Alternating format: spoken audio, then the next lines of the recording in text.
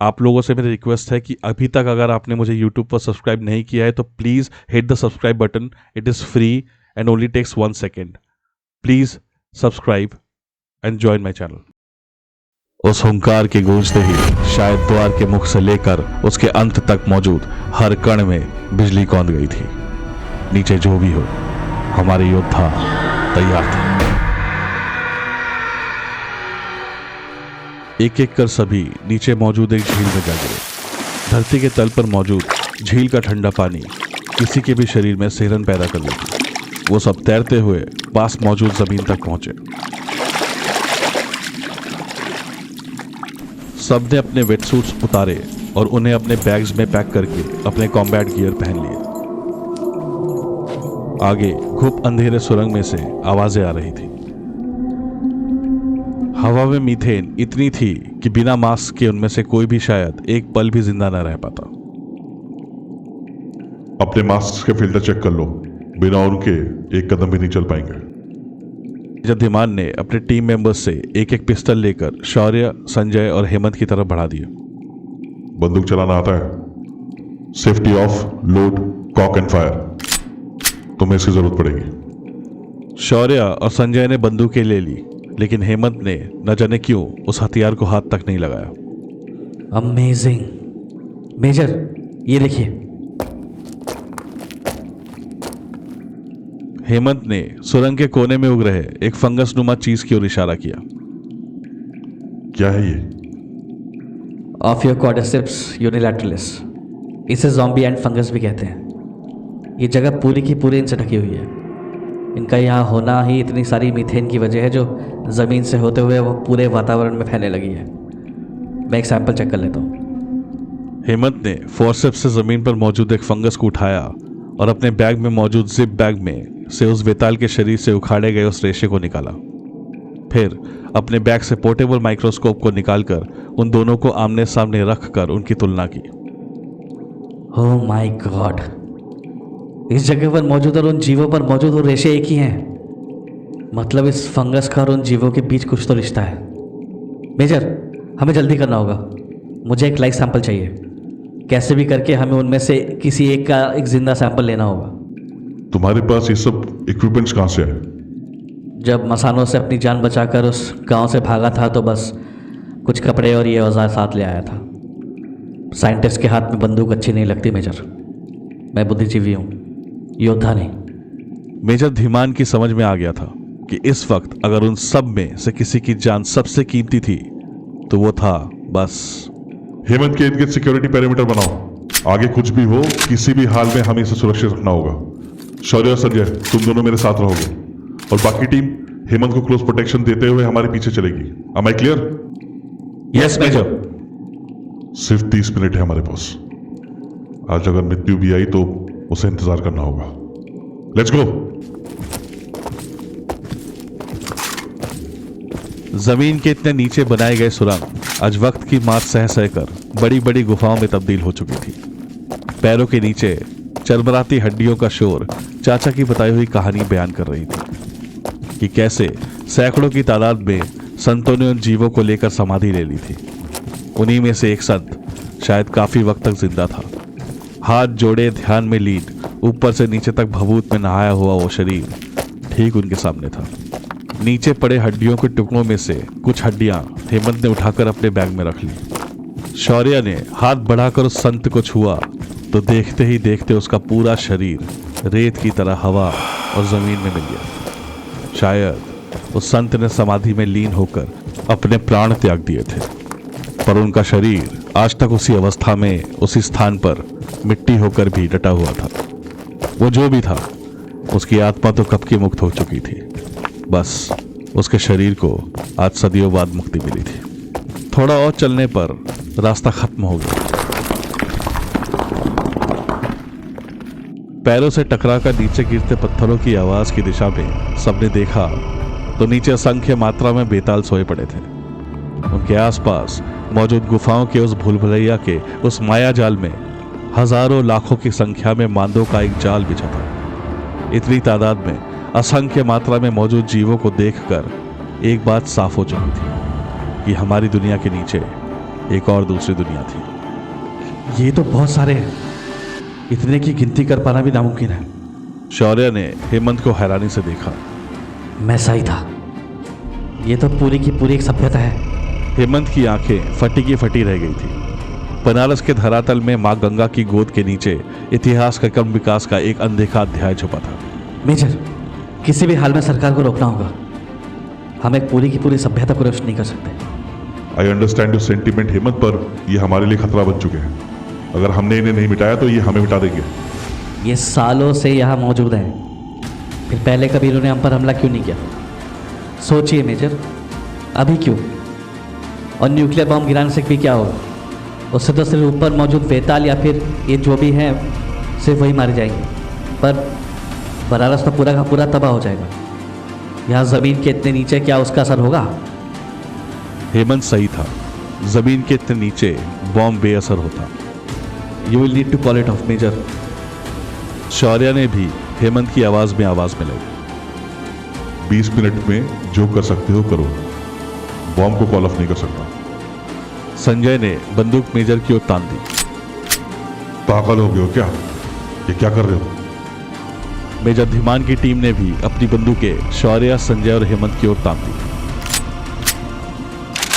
शौर्य ने मौके की नजाकत को समझते हुए अपनी बंदूक हवा में ऊपर कर दी। जैसा हेमंत कह रहा है करिए मेजर, वरना मेरी गोली से सारे जाग जाएंगे, फिर आपके बॉम्ब का कोई फायदा नहीं होगा। कुछ वेतालों ने इतनी तबाही मचा दी तो सोचिए इतने सारे जाग गए तो क्या होगा? तुम तीनों इन जानवरों के लिए इंसानों को धोखा दोगे? नहीं मेजर, अगर आज हमने इन्हें यहीं मार दिया तो इंसानियत तो वैसे भी इनके साथ ही ख़त्म हो जाएगी। ये कहीं से भी आए हों, इन्हें भी जीने का उतना ही हक है जितना कि मुझे और आपको major. Call off the strike. बस 1 घंटा और, मैं कोई ना कोई रास्ता ढूंढ लूँगा। और अगर कोई और रास्ता नहीं हुआ तो मुझे इन जीवों के साथ यही छोड़ देना मेजर। जितनी तबाही मचनी थी मच चुकी, अब और नहीं। Call off the strike. Hemant के ये कहते ही ऊपर बज रहे एयर साइरेंस की हल्की हल्की आवाज यहां नीचे सुरंग में भी सुनाई देने लगी थी। I hope you are right, लेकिन मैं चाहकर भी ऐसा नहीं कर सकता। इतनी नीचे से रेडियो कांटेक्ट इम्पॉसिबल है। सिर्फ एक ही रास्ता है कि हम यहां से बाहर का रास्ता ढूंढें और इमरजेंसी फ्लेयर फायर करें। उससे बॉम्ब को 1 घंटा डिले किया जा सकता है बस। लेकिन वक्त कहाँ है हमारे पास? हमें कैसे भी करके ये करना होगा मेजर। मेजर ने अपनी टीम मेंबर्स को अपने पास बुलाया और उनसे एक कोने में जाकर कुछ डिस्कशन करी। ऑलराइट, तो मेरी टीम में से 2 लोग यहां से बाहर निकलने का रास्ता ढूंढेंगे और बेस से रेडियो कांटेक्ट बनाने की कोशिश करेंगे। अगर ऐसा नहीं हुआ तो ऊपर पहुंचते ही फ्लेयर्स फायर कर देना। Hurry up. मेजर के निर्देश मिलते ही उनके टीम के 2 मेंबर्स बाहर का रास्ता खोजने के लिए निकल पड़े।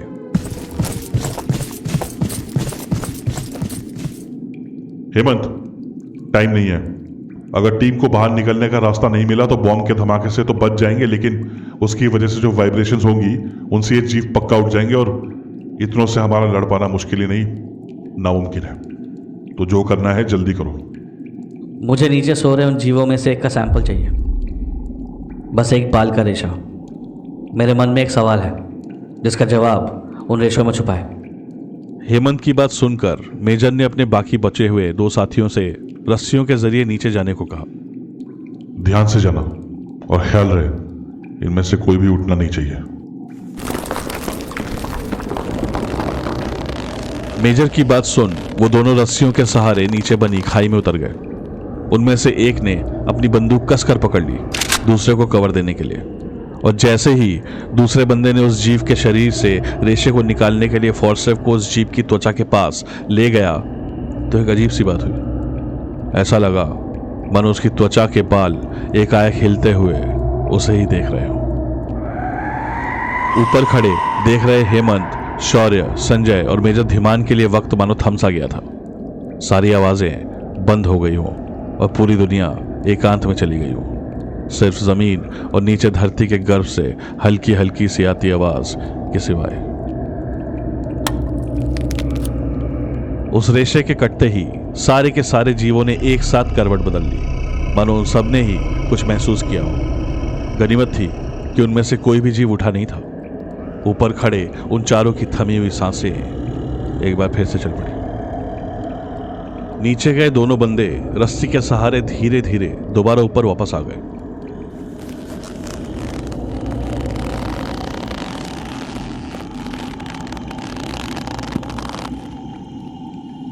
के वापस आते ही हेमंत ने तुरंत उनसे वो रेशा लिया और उसकी जांच करने लगा।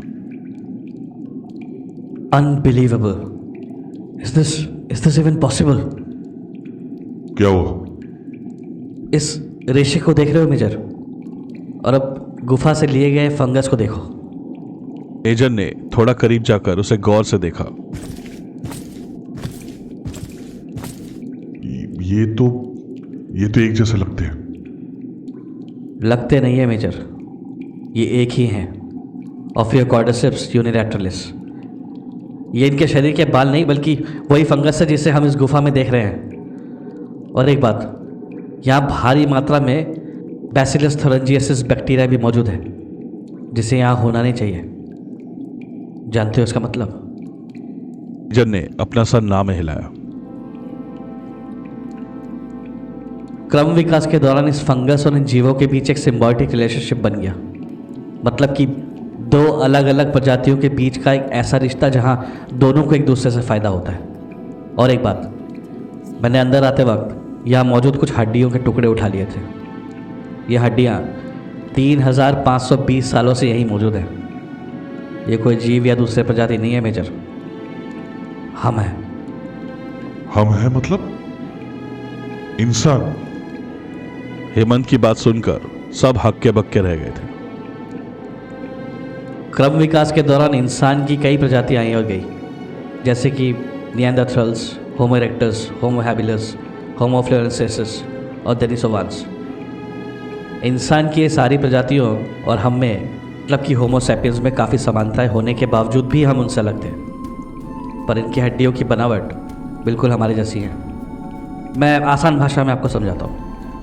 क्रम विकास के दौरान होमो इरेक्टस, होमो सैपियंस, होमो हैबिलस, होमो फ्लोरेंसिस और डेनिसोवांस एक एक करके विलुप्त हो गए। इंसान की सिर्फ दो प्रजातियां बच गई, निएंडरथ्रल्स और होमो सैपियंस। निएंडरथ्रल्स को कहते हैं कि हमने मिटा दिया और बच गए सिर्फ हम, होमो सैपियंस। और उसी दौरान होमो सैपियंस की एक टोली शायद ये नीचे उग रहे इन फंगस के संपर्क में आई और इन्हीं के साथ विकसित होने लगी। और हम सब की नज़रों से दूर एक नई प्रजाति का जन्म हो गया। मतलब कि ये इंसान है लेकिन फिर भी हर महीने में हमसे अलग। लेकिन ये फंगस, इसका इन सबसे क्या लेना देना? मेजर ने हेमंत को देखा। ये फंगस इनके लिए खून की तरह है मेजर, इसके बगैर ये जी नहीं सकते। और इनके काटने से वो फंगस हमारे शरीरों पर भी कब्जा करके हमें भी इनके जैसा बना देती है।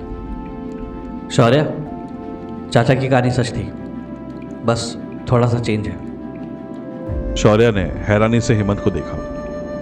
उस दिन जहाज़ों में जो आए थे वो बीमार नहीं थे। ऋग्वेद में 3520 साल पहले पहली बार राक्षसों और वेतालों का जिक्र किया गया था। और उसी वक्त पहली बार ये सारे भी बनारस के घाटों पर आए थे। कुछ समझ आ रहा है? तुम्हारा मतलब है कि उनकी उत्पत्ति की कहानी के पीछे यही थे। यही है हमारे शास्त्रों में मौजूद राक्षस और वेताल, जो सदियों से समय समय पर पाताल से निकलकर हम इंसानों को मारते आए हैं और जिनके छूने या काटने से इंसान में उनके जैसे बन जाते हैं। सच है, truth is stranger then fiction.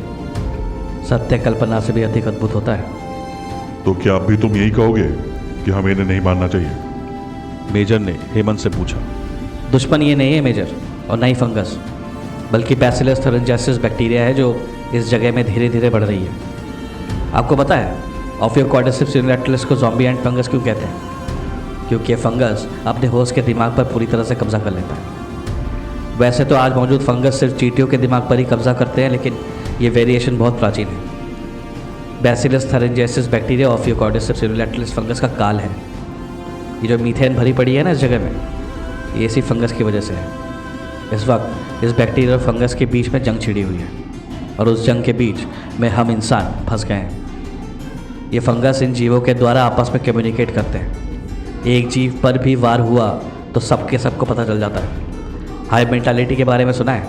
मधुमक्खी, ततैये इत्यादि जो एक को महसूस होता है वही पूरी बस्ती को महसूस होता है। यह हमें मारने के नहीं बल्कि बैसिलस थैलेंजियस बैक्टीरिया के हाथों मारे जाने से बचने के लिए निकलकर भागने की कोशिश कर रहे हैं। और बनारस में लगी आग उसी का अंजाम है। यहाँ से रिसकर ऊपर हवा में खुलता ज्वलनशील में थे, जिसने इस वक्त पूरे बनारस को अपने आगोश में ले रखा है। नीचे से आती आवाज़ सुन रहे हो मेजर?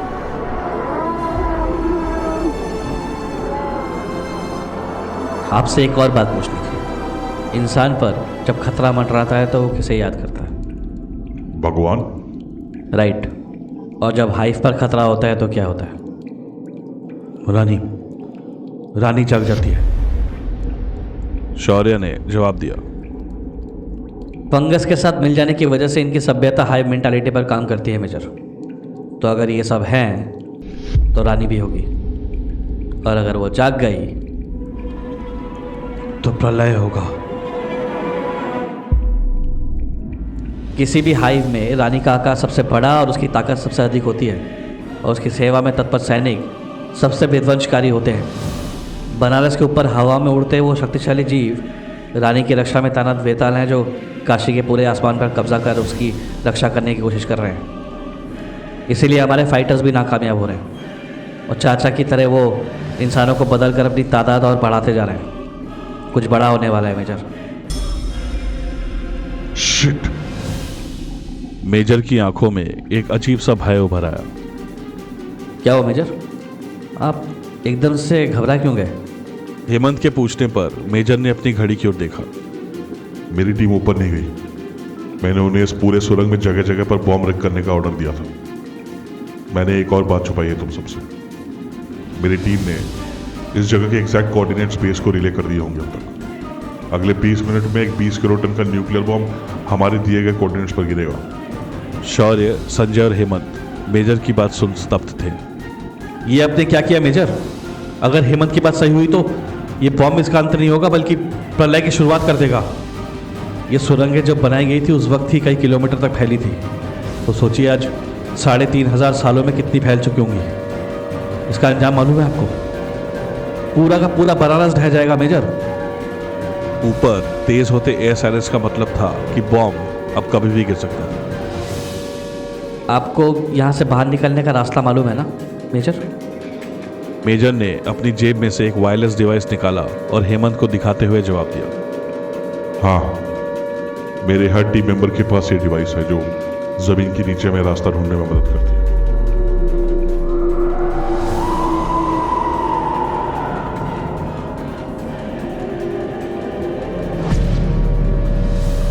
उस आवाज को सुनकर उन सबके शरीर के बाल खड़े हो गए। नीचे कुछ था जो जाग रहा था। It's too late.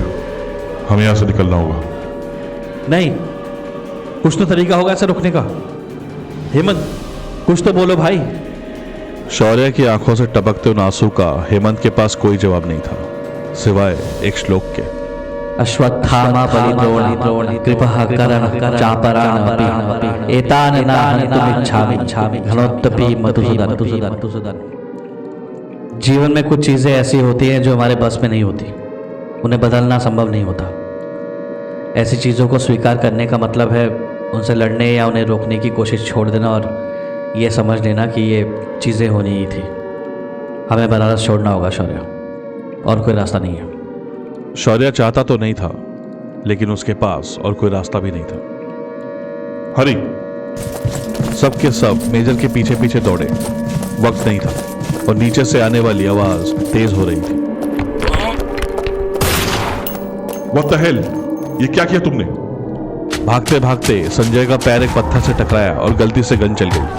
टीम को चारों ओर से आती आवाजें साफ सुनाई दे रही थी और सामने से आती हजारों की मात्रा में वो जीव हर एक पल तेजी से उनकी तरफ बढ़ते चले जा रहे थे।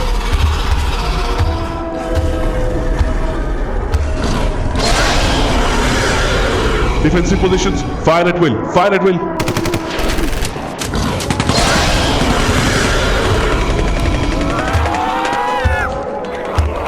संजय उठ। नीचे गिरे पड़े संजय को शौर्य और हेमंत ने उठाया और वो सारे गोलियां चलाते आगे गए। बाकी टीम मेंबर्स द्वारा छोड़े गए निशानों के पीछा करते करते सुरंग से होते हुए एक जगह पर जाकर रुक गए।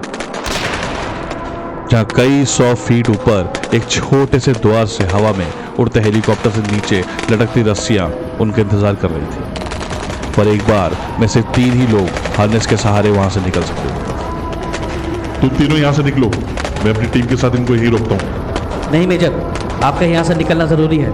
आपके सिवाय कोई उस बॉम्ब को गिरने से रोक नहीं सकता। हेमंत सही कह रहा है मेजर, आप हेमंत और संजय यहाँ से निकल जाओ, मैं रुकता हूँ। मेजर, मैं ज़्यादा देर नहीं रुक सकता, प्लीज़ हरी। नहीं, मैं रुकूंगा। मेजर की टीम ने फटाफट से हार्नेस हेमंत, शौर्य और संजय के कमर पर लगे बेल्ट्स पर लगा दिए और मेजर ने पायलट को जाने को कहा। लेकिन पायलट के उन्हें पुल करते ही एक आया।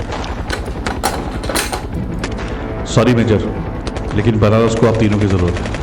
संजय ने अपनी कमर से हार्नेस का क्लिप खोलकर मेजर की हार्नेस बेल्ट पर लगा दी और उनके बेल्ट पर लगे डेटोनेशन डिवाइस को निकाल लिया और अपना बैग हेमंत के हाथों में थमा दिया।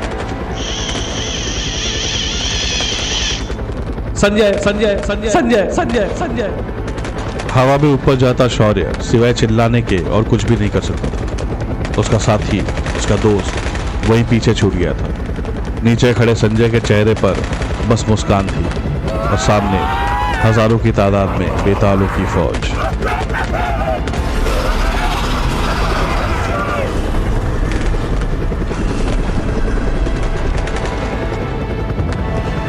संजय ने एक आखिरी बार शौर्य की आंखों की ओर देखा और डेटोनेशन डिवाइस दबा दिया। This is cameraman Sanjay signing off.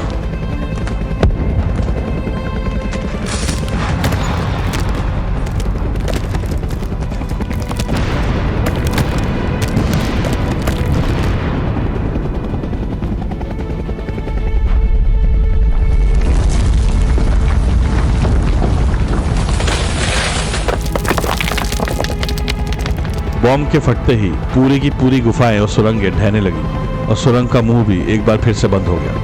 Sanjay, ये तूने क्या किया मेरे दोस्त? ये दूसरी बार था जब बनारस ने उससे उसका दोस्त छीना था। वो अंदर से टूट चुका था। हेमंत ने शौर्य के कंधे पर हाथ रखा। अपने आंसू से संजय के बलिदान का अपमान मत करो शौर्य। बनारस को बचाओ, इसी में संजय की मुक्ति है।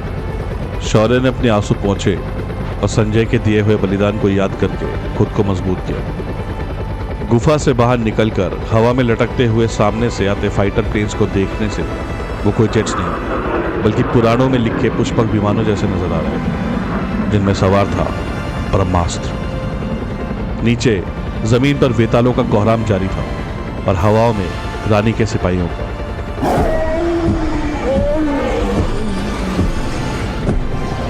स्क्वाड्रन के कई फाइटर जेट्स उनकी आंखों के सामने उन उड़ते दानवों द्वारा ध्वस्त कर दिए गए। बनारस में शायद अब कोई भी नहीं बचा था और कोई बचा भी था तो वो भी अब वेतालों की टोली में शामिल हो गया था। निराश टीम अब बस बनारस को अपने आंखों के सामने मिटते हुए देखने का इंतजार कर रही थी। वो और कर भी क्या सकते थे। बॉम्ब के गिरते ही काशी हमेशा के लिए खत्म हो जाती। यह आखिरी बार था जब वो उसे जीवित देख रहे थे। लेकिन तभी मेजर, इन्हें रोकने का एक तरीका है। हमें बैसिलियस थैलेंजियसिस बैक्टीरिया का सोर्स को मिटाना होगा। यस, वही है जिसकी वजह से ये सब रसातल से बाहर आ रहे हैं। इनकी और हमारे बीच की जंग वैसे तो अनंत काल से चल रही है, पर इस बार वजह कुछ और है। Call it off major, call it off. Major ने पायलट से संपर्क करने की कोशिश की। This is major Dhiman, Tantra operations group. Call off the bomb strike. I repeat, call off the bomb strike. Negative major, DMO से मेरे लिए ऑर्डर्स क्लियर हैं। Get out of here. All I can give you is 10 more minutes। मेरे squadron के काफी officers मारे जा चुके हैं। I have to deliver. यहाँ से निकल जाइए। फाइटर जेट्स के इतने पास से गुजरने पर तेज हवाओं की वजह से हेलीकॉप्टर में तेज उथल-पुथल मच गई। This is major Dhiman from Tantra operations group. Please call off the bomb strike. शायद इन्हें रोकने का तरीका हमें मिल गया है। Call it off. This is major Dhiman from Tantra operations group. Please call off the bomb strike. शायद इन्हें रोकने का तरीका हमें मिल गया है। Call it off. Major Dhiman का ये मैसेज इस वक्त बेस से लेकर पीएमओ तक हर जगह रिले हो रहा था, लेकिन अभी तक कोई जवाब नहीं आया था सिवाय पायलट के काउंटडाउन के। Bomb drop in 5 4 3 2 1 release. सबकी सांसें अटक गई।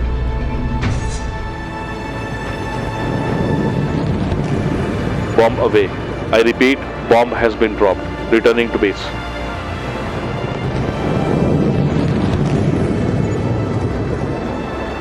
उस बॉम्ब के प्लेन से गिरते ही मानो बनारस की कहानी भी खत्म हो गई।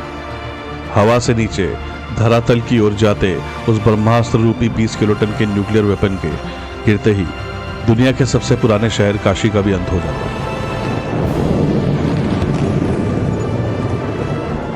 सबकी आंखें नम और चेहरा उदासीन था। इतनी ऊंचाई पर हवा में लटकते हुए हेलीकॉप्टर के शोर के बीच भी नीचे से आती हल्की हल्की घंटियों की आवाजें अब भी आ रही थी। शायद उन सब की तरह नीचे भी आखिरी कुछ बचे थे जो काशी की अंतिम घड़ी में भी ईश्वर को याद कर रहे थे। बॉम्ब किसी त्रिशूल के भांति मां गंगा के बीचों बीच बढ़ते चले जा रहा था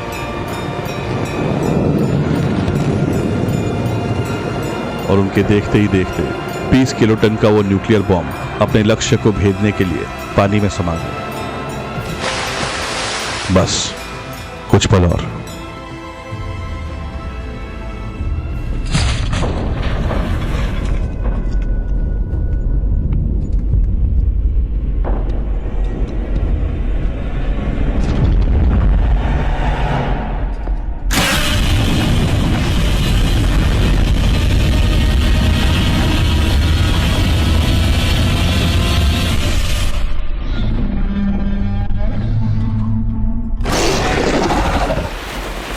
हमारे वेदों में एक जीव का वर्णन है जिसे वित्र कहते हैं। कहते हैं कि वो इतना शक्तिशाली और विशालकाय था कि अपने और इंद्र के बीच हुए युद्ध में वो इंद्रदेव को भी निगल गया था। ये कहानी आपने सुनी हो या ना सुनी हो, लेकिन ऐसा लग रहा था कि आज वित्र जैसे दिखने वाला एक अत्यंत भीमकाय और शक्तिशाली जीव साक्षात मां गंगे के गर्भ से उभर कर अपनी दहाड़ से पूरे ब्रह्मांड के कानों के पर्दे फाड़ने को आतुर था।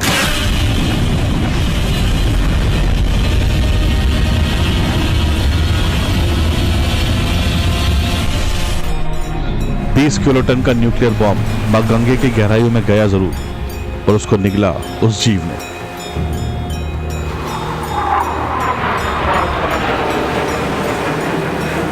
वित्र सच में था या नहीं ये तो नहीं पता, लेकिन कई 100 फुट ये जीव जो इस वक्त बहती हुई गंगा नदी से अपना शरीर हवा में लहराते हुए चिंघाड़ रहा था, वो सच में था। जीव को देखकर हजारों फीट हवा में लटके शौर्य, हेमंत और मेजर धीमान स्तब्ध थे। जिन वेतालों को मारने के लिए इंसानी इतिहास के सबसे प्रलयंकारी अस्त्र का इस्तेमाल किया गया था, उन्हीं में से एक ने उस अस्त्र को निगलकर आज बनारस की रक्षा की थी। और उसने उसे सिर्फ निगला ही नहीं था, बल्कि उससे निकलने वाली पूरी ऊर्जा को भी अपने अंदर समा लिया था। ठीक जैसे समुद्र मंथन से निकले हलाहल विष का पान शिव जी ने किया था। शायद बनारस को जिस शिव की जरूरत थी वो कोई इंसान नहीं, बल्कि एक वेताल था। उस विशालकाय जीव के आगे हमारा ब्रह्मास्त्र भी विफल हो गया था। बनारस सिर्फ हमारा ही नहीं, बल्कि उनका भी घर था। कहते हैं कि महादेव के दिल में अपने हर बच्चे के लिए जगह है, फिर चाहे वो इंसान हो, असुर हो या राक्षस। और काशी उनकी नगरी है, यहाँ सबके लिए जगह है। इंसान और वेताल की जंग में आज एक बच्चे ने खुद को बचाने के लिए बनारस की बलि दे दी थी, तो दूसरी ओर रानी ने अपना शरीर दांव पर लगाकर बनारस को बचाया था। कई हाथ और मुंह थे उसके, जैसे सैकड़ों वेतालों को आपस में जोड़कर एक विशालकाय जीव का निर्माण किया गया हो, जिसके शरीर पर जगह जगह पर कई मुंड उभरे हुए थे। एक साथ चिंगाड़ते वो मुंड रानी के शरीर का यही हिस्सा थे। कुछ पलों के लिए पानी के बाहर अपना आधा शरीर निकाले हुए जख्मी रानी ने महाकाल के मंदिर की दिशा में देखा और एक आखिरी चिंगाड़ के साथ दोबारा गंगा मैया के गर्भ में समा गई।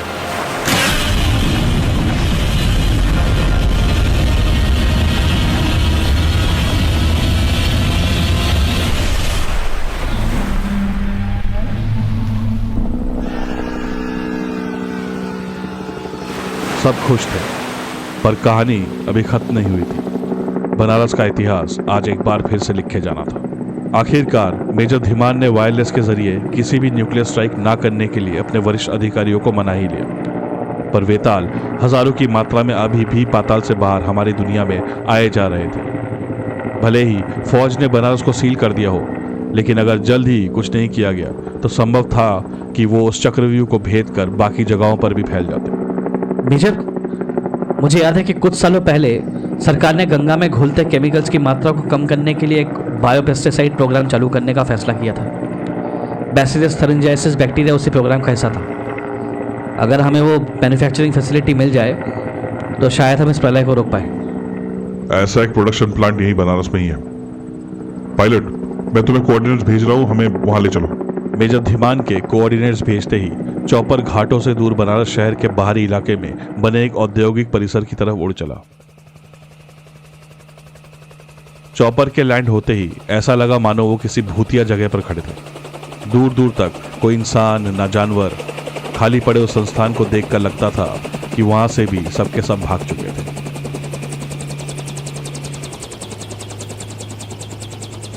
शौर्य, तुम यहीं चॉपर में रहो, मैं और हेमंत बैक्टीरिया का सोर्स ढूंढते हैं। आप भूल रहे हैं मेजर, हम सब साथ में हैं। शौर्य एक कदम आगे बढ़ा और अपनी जेब से छोटा सा कैमरा निकाला और रिकॉर्डिंग करने लगा। फैक्ट्री के अंदर की हालत बिल्कुल जर्जर थी और सारे सेफ्टी प्रोटोकॉल्स की धज्जियां उड़ा दी गई थी। पुराने कंटेनर्स में से बैसिलस थरिंजाइसिस से भरा द्रव्य जमीन पर नीचे रिस रहा था। इसका मतलब था कि जमीन उसको सोख रही थी और फैक्ट्री से निकलते पानी में घुलकर आगे जाकर वो गंगा के पानी में मिल रही थी। जमीन और पानी दोनों में ही इस बैक्टीरिया की मात्रा घातक रूप से बढ़ जाने के कारण ही उन जीवों के अस्तित्व को खतरा आ गया था और वो सारे जमीन के नीचे से हमारी दुनिया में आ चुके थे। हमें इस फैक्ट्री को मिटाना होगा मेजर, और आसपास की ज़मीन और उसमें उग रहे पेड़ों और पौधों को भी जलाना होगा, और यहाँ से निकल रहे पानी के रसाव को भी रोकना होगा। पागल हो गए हो? पता है यहाँ आसपास कितने गांव हैं? सरकार नहीं मानेगी। बनारस को बचाने के लिए एक बलि उन्होंने दी, एक मेरे दोस्त ने, एक हम नहीं दे सकते। शौर्य की बात सुनकर मेजर धीमान सकते में थे और वो सोच में पड़ गए। सोच क्या रहे हो मेजर? हर पल कीमती है। बॉम्ब्स के फटते ही गुफा में से और वेताल बाहर आते ही होंगे। इस जगह को तबाह करना ही होगा, वक्त नहीं है। शिट, अगर आसपास के गांव के मासूम लोग मारे गए, will all B wanted man. बिना सरकारी आदेश के बॉम्ब गिराने का मतलब था कि आसपास का पूरा इलाका तबाह हो जाता। मेजर, अगर हमने नहीं किया तो ये सिर्फ बनारस तक नहीं रुकेंगे। You need to do this major. इस जगह को और इसके आसपास के इलाकों को जलाकर खाक करना ही होगा। आई एम श्योर आसपास के गांव को पहले ही खाली करा दिया होगा सरकार ने। Whatever you decide, Major, I am with you. Wireless पर सुन रहे पायलट ने हेलीकॉप्टर के अंदर से जवाब दिया। मेजर धीमान ने वायरलेस को कसकर अपने हाथों में पकड़ा। This is major Dhiman from the Tantra operations group. हमें सोर्स मिल गया है। I need a bomb run on coordinates 26.9783 degree south, 56.8764 degree east. I hope you are right Shaurya, किसी मासूम की जान ना जाए बस। Major Dhiman, this is flight lieutenant Shekhar Dhamija. Mission Banaras is a go. We ready for bomb run. आपको फौरन तंत्रा हेडक्वार्टर्स में रिपोर्ट करने के आदेश है। अंडमान और निकोबार आइलैंड से कुछ अजीब खबरें आ रही हैं। ओके लेफ्टिनेंट, चलो यहाँ से निकलते हैं। मेजर धीमान बाकी सबको लेकर चॉपर में सवार हो गए।